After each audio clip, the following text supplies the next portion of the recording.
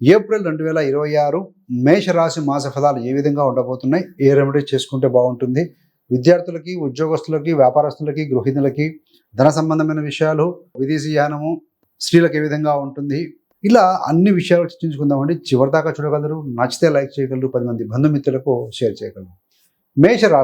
మేషరాశికి అధిపతి కుజుడండి.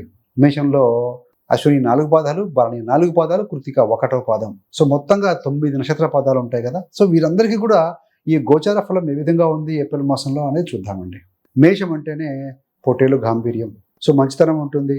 తనని కానీ తన వారిని కానీ ఎవరైనా ఏదైనా అన్నా కూడా ముందు వెనుక ఆలోచించకుండా ముందుకు దూకే తత్వం అండి. అతి మంచితనం కూడా ఉంటుంది. షార్ట్ టెంపర్గా ఉంటారండి. సో ఇలాంటి రాశి వారికి ఏంటంటే ఈ మాసంలో ఒక్కసారి గ్రహస్థితి ఏ విధంగా ఉందో పరిశీలించిన తర్వాత ముందుకు వెళ్తే సులువుగా అర్థమవుతుందండి.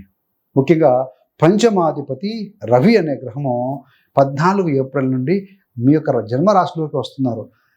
మేషరాశిలో రవి బలవంతుడు. మరి రాశ్యాధి పరిస్థితి ఏంటి? రాశ్యాధిపతి ఎవరు? కుజుడు ఏప్రిల్ 2వ తారీఖు నుండి మీకు మీన రాశిలో రాబోతున్నారు.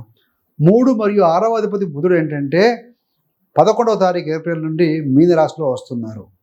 అంటే మీన రాశిలో బుధుడు కాస్త బలహీనుడండి. మరి శుక్రుడు ఏంటి? ద్వితీయ సప్తమాధిపతి శుక్రుడు ఏంటంటే 19 ఏప్రిల్ వరకు మీ యొక్క జన్మరాశిలో ఉండి 20వ తారీఖు ఏప్రిల్ నుండి తన స్వస్థానమైనటువంటి విషయంలో ఉంటారు. సో ఇది మొత్తంగా గ్రహస్థితి. ఫలితాల్లోకి వెళ్దాం.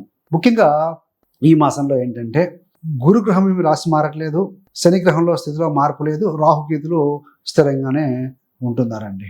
ముఖ్యంగా మారేది ఒకటి ఏంటంటే మేజర్గా రవి అనే గ్రహం బలవంతుడు మేషరాశిలో ఉచ్చస్థితిలో ఉంటాడు కాబట్టి మీలో మంచి ఆత్మస్థైర్యం ఉంటుంది. మీ యొక్క సంతానము ఎడ్యుకేషన్లో కానీ వారి విషయాల్లో ముందుకు వెళ్తారని చెప్పవచ్చు.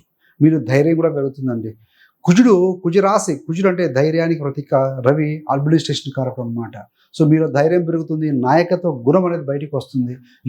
నేను చేయగలను నమ్మకం బలపడుతుందని చెప్పాలండి. సో కానీ కొన్ని గ్రహాల స్థితి వల్ల ఖర్చులు, టెన్షన్స్ కొంచెం పెరిగినా రవి బలం వల్ల మీరు ముందుకు వెళ్ళే శక్తి ఖచ్చితంగా ఉంటుంది. ఎందుకంటే బుధుడు వేల్లో ఉన్నారు, రవి 10 దాకా అక్కడే ఉంటారు, కుజుడు కూడా వేయంలోకి వస్తున్నాడు కాబట్టి.